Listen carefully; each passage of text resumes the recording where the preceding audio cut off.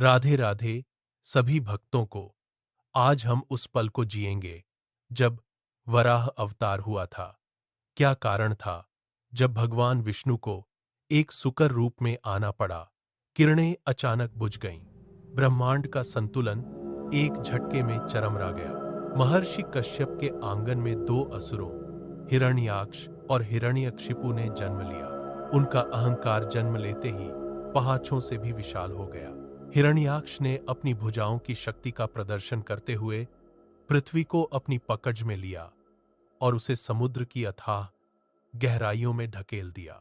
समुद्र का जल स्तर तेजी से ऊपर उठने लगा। देखते ही देखते पूरी पृथ्वी पानी के भीतर ओझल हो गई। सूर्य का प्रकाश अब धरातल तक नहीं पहुंच पा रहा था। मनुष्य अंधेरे में भटक रहे थे। जीव जंतुओं की चीखें शांत हो चुकी थीं। चारों ओर सिर्फ पानी की उथल पुथल और असुरों की अट्टहास की गूंज सुनाई दे रही थी। भय का ऐसा सन्नाटा फैला कि प्रकृति का चक्र ठहर गया। ब्रह्मांड एक ऐसी खामोशी में डूब गया जहां से वापसी का कोई मार्ग नहीं दिख रहा था। वह केवल एक द्वीप का डूबना नहीं था, बल्कि अस्तित्व के आधार का ही मिट जाना था। हिरण्याक्ष की छाया ने पूरे संसार को अपने वश में कर लिया था। देवता घबराकर क्षीर सागर के तट पर पहुंचे। उन्होंने कांपते हाथों से विष्णु के चरणों में शीश झुकाया। चारों ओर फैले अंधकार को मिटाने और पृथ्वी को पुनः स्थापित करने के लिए उन्होंने करुण प्रार्थना की। विष्णु ने अपनी आंखें खोलीं। पलक झपकते ही उनका शरीर बदलने लगा। एक विशालकाय वराह का रूप उनके भीतर से उभरा। उनकी देह से तेज निकलकर चारों दिशाओं में फैल गया। वराह ने अपना मुख आकाश की ओर किया और एक ऐसी गर्जना की कि पाताल लोक की नींव हिल गई। दसों दिशाएं उस ध्वनि से गूंज उठीं। उन्होंने अपने खुरों से भूमि को जोर से दबाया और सीधे समुद्र की ओर दौड़ पड़े। जल की विशाल लहरें उन्हें देखकर पीछे हटने लगी। वे बिना रुके समुद्र के जल को चीरते हुए भीतर की ओर बढ़े। उनकी गति में अटूट दृढ़ता थी। जल के भीतर प्रवेश करते ही उन्होंने अपने चारों ओर के दबाव को महसूस किया। वे पूरी ऊर्जा के साथ समुद्र की गहराइयों की ओर बढ़ते चले गए। असुरों के माया जाल को भेदने के लिए वे अब साक्षात शक्ति बनकर आगे बढ़ रहे थे। समुद्र की गहराइयों में दबाव बढ़ता जा रहा था। वराह के चारों ओर का जल उनकी उपस्थिति से उबलने लगा। वे आगे बढ़े तो सामने एक विशाल आकृति उभर आई। वह हिरण्याक्ष था। उसने अपनी माया से पानी के भीतर एक चक्रव्यूह सा रच रखा था। वह अपने हाथों में एक भारी गद्दा थामे हुए वराह के मार्ग को रोकने के लिए अडिग खड़ा था। असुर की आंखों में क्रूरता का भाव था। उसने अपनी गदा को पानी के भीतर घुमाया, जिससे भंवर पैदा हुए। उसने दहाते हुए वराह को चुनौती दी। चारों ओर का सन्नाटा टूट चुका था।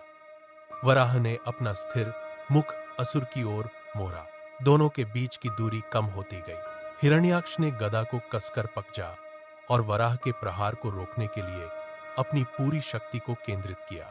जल के भीतर की हलचल बढ़ती जा रही थी। हिरण्याक्ष का शरीर मायावी ऊर्जा से चमक रहा था। उसने वराह के सामने अपनी पूरी ताकत का प्रदर्शन करते हुए एक ऐसा घेरा बनाया जिसे तोड़ना असंभव लग रहा था। महायुद्ध की आहट पूरे समुद्र तल में गूंज रही थी। वराह ने अपनी नजरें असुर पर जमाई।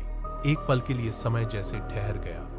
अगला प्रहार सब कुछ बदल देने वाला था। हिरण्याक्ष ने अपनी गदा से पानी को चीरते हुए वराह पर झपट्टा मारा। जल के भीतर भयंकर प्रहारों की गूंज सुनाई दी। असुर ने एक के बाद एक कई घातक वार किए, जिससे समुद्र की लहरें उबलने लगी। पानी का दबाव इतना बढ़ा कि चारों ओर भंवर बनने लगे। वराह ने अपने खुरों से समुद्र तल की चट्टानों को जकड़ लिया और असुर के हर हमले को अपनी गति से विफल कर दिया। असुर की ऊर्जा क्षीण होने लगी, किंतु उसका अहंकार कम नहीं हुआ। उसने अपनी पूरी शक्ति जुटाकर एक अंतिम प्रहार वराह के मस्तक पर किया। वराह ने पलक झपकते ही अपना रुख बदला और असुर के प्रहार को दूसरी दिशा में मोड़ दिया। असुर का संतुलन बिगड़ा और वह पीछे की ओर लड़खड़ाया। वराह ने अवसर न गंवाते हुए अपने मुख से असुर की छाती पर एक सटीक प्रहार किया। प्रहार का वेग इतना तीव्र था कि असुर की पकड़ ढीली पड़ गई। जल के भीतर का शांत नीला रंग असुर के रक्त से लाल हो गया। हिरण्याक्ष की देह निर्जीव होकर समुद्र की गहराइयों में समा गई। महायुद्ध का अंत हुआ। समुद्र की लहरें शांत होने लगी। वराह ने एक गहरी सांस ली और अपने सामने पड़ी पृथ्वी की ओर आगे बढ़े। असुर का अंत सुनिश्चित हो चुका था और अब पृथ्वी को वापस लाने का मार्ग पूरी तरह खुल गया था। असुर का अंत होते ही समुद्र का उग्र जल शांत होने लगा। वराह ने अपने दंतों को पृथ्वी के आधार में फंसाया। उन्होंने अपनी विशाल गर्दन को ऊपर की ओर खींचा। पृथ्वी धीरे धीरे समुद्र की अथाह गहराइयों से ऊपर उठने लगी। जल की परतें उनके चारों ओर से हट रही थीं। वराह ने ऊपर की ओर तैरते हुए जल के भारी दबाव को चीर दिया।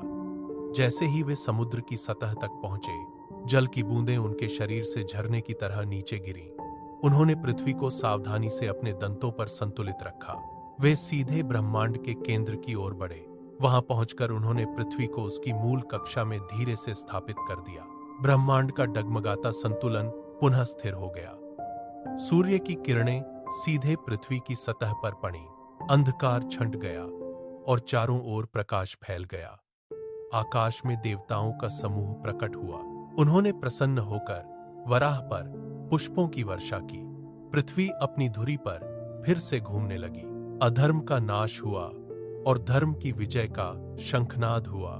संसार की व्यवस्था पुनः स्थापित हो चुकी थी।